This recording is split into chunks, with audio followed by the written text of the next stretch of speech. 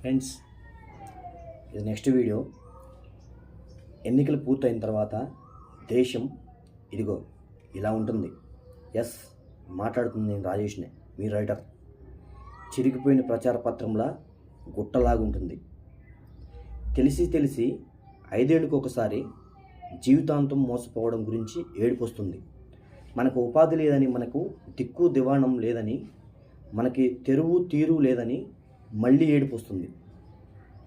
మనకు భోజనం లేదని గుర్తొస్తుంది. మన ఇంట పుట్టిన దోమైనా, పరా ఇంటి పుట్టిన జలగైనా మన రక్తం పీల్చే బతుకుతాయని అర్థమవుతుంది. మన మీద మనకే కొంచెం అసహ్యం వేస్తుంది. మన బుద్ధి గడ్డి తింటుందని తెలిసి సిగ్గేస్తుంది. మీ ఓటు ఎవరికి పడితే వాళ్ళకి వేస్తే ఇది. ఎన్నికల పత్రాలు విప్పేసిన తర్వాత, గుడారాలు పీకేసిన తర్వాత, వచ్చే జూన్ 4వ తారీఖున పట్టాభిషేకం మహోత్సవం ముగిసిన తర్వాత తుపాకీ ఇంకా మనకేసి గురిపెట్టి ఉందని తెలుస్తుంది. మన ఓటే మనల్ని కాటేస్తుందని తెలుస్తుంది. దయచేసి మంచి నాయకుడిని ఎన్నుకోండి. ఎస్, మాట్లాడుతుంది మీ రైటర్ రాజేష్.